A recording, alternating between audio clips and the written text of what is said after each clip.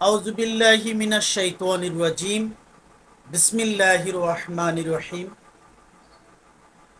ওয়া লাম ইয়াহকুম বিমা আনজালাল্লাহু ফাউলাইকা হুমুল কাফিরুন। মহান আল্লাহ বলছেন, আমার বিধান অনুযায়ী যারা বিচার ফায়সালা করে না তারাই হলো কাফের। সূরা মায়েদায় ৪৪ নম্বর আয়াতের শেষের দিকের একটি অংশ আমি তেলাওয়াত করেছি এবং তার বাংলা অর্থ বললাম। মহান আল্লাহ আমাদেরকে হুঁশিয়ার করে এই কথাটি কোরআন কারিমের মাধ্যমে আমাদেরকে জানিয়ে দিয়েছেন। বিচার ফায়সালা কিসের মাধ্যমে হবে? মানুষের আইন প্রয়োগের বিধান কোনটা হবে, কিভাবে মানুষ তার জীবন পরিচালনা করবে, সেই নির্দেশনা মহান আল্লাহ এই আয়াতের এই শেষের অংশে বলেছেন। তিনি বলছেন, আমার বিধান অনুযায়ী যারা বিচার ফয়সালা করে না তারা হচ্ছে কাফের। একেবারে স্পষ্ট করেই বলে দেয়া হয়েছে কারা পথভ্রষ্ট, কারা ভয়ানক পথের দিকে যাচ্ছে। আল্লাহর বিধান ছেড়ে দিয়ে নিজেদের বানানো, নিজেদের মন গড়া স্বার্থ সিদ্ধির বিধান দিয়ে যারা মানুষের মাঝে বিচার ফায়সালা করে, তাদের ব্যাপারে আল্লাহ রব্বুল আলামিন এই হুঁশিয়ারিটি দিয়েছেন। বিচার ফায়সালা হতে হবে একমাত্র মহান আল্লাহ তাআলার বিধান অনুযায়ী। তিনি কোরআন কারিম নাজিল করেছেন।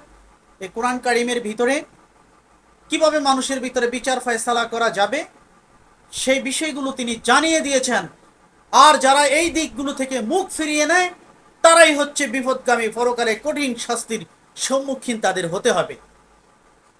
আমরা মানুষ হিসেবে একটা সাক্ষ্য দিয়ে যাব, আমরা ইনিল হুকমু ইল্লা লিল্লাহ, বিধান চলবে একমাত্র আল্লাহ রব্বুল আলামিনের। সেই সাক্ষ্যটা আমরা দিব, কিন্তু আল্লাহ আমাদেরকে স্মরণ করিয়ে দিয়েছেন যারা আমার বিধান দ্বারা বিচার ফায়সালা করে না, নিজেদের মন গড়া বিধান দিয়ে, নিজেদের বানানো আইন দিয়ে মানুষের মাঝে বিচার ফায়সালা করে, তারা হচ্ছে কাফের। অতীতে যত নবী রাসূল দুনিয়াতে এসেছেন সবাই ছিলেন মুসলিম, কিন্তু আজকে যারা ইহুদি, যারা খ্রিস্টান, তারা ওই সময়টা ঠিক থাকলেও পরবর্তীতে তারা তাদের সাম্প্রদায়িক দলাদলির কারণে তারা ইসলামের সত্যটুকুকে গ্রহণ করেনি, মেনে নেয়নি। তারা তাদের সুবিধা মতো একটা বিষয়কে বেছে নিয়ে তারা তাদের সমাজ রাষ্ট্র পরিচালনা করছেন। এজন্য তারা সেই ইহুদি রয়ে গেছেন, খ্রিস্টানি রয়ে গেছেন। ইসলামের সুশীতল সুসংবাদ পাওয়ার পরেও তারা নিজেদেরকে আত্মসমর্পণ করেনি, প্রত্যাবর্তন করেনি। এই জন্য তারা বিপদগামী। আল্লাহ রাব্বুল আলামিন এই আয়াতের প্রথম দিকে আরো বলেছেন যে তোমরা মানুষকে ভয় করো না, তোমরা আমাকেই ভয় করো, আর আমার আয়াতকে অতি নগণ্য দামে বিক্রি করো না।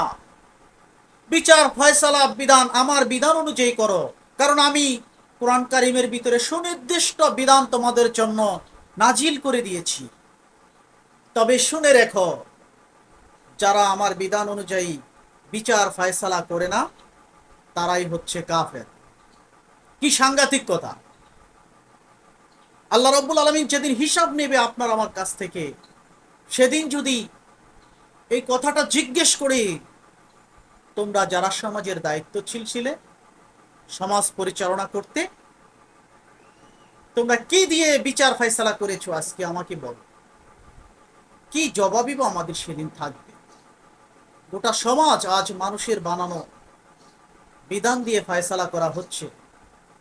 যার যেরকম ইচ্ছা সেইভাবে সমাজ পরিচালনা করছে, আল্লাহর বিধানের তোয়াক্কা করছে না। আল্লাহ যদি সেদিন ধরে বসে কি উপায় হবে আমাদের?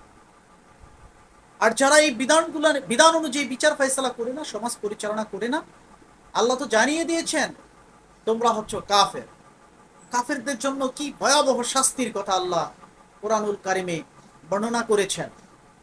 এটা জানার পরেও কিভাবে আল্লাহর বিধান থেকে মুখ ফিরিয়ে নিতে পারে? তারা কত বড় অকৃতজ্ঞ, তারা নিজেদের উপর কত বড় জুলুম করছে।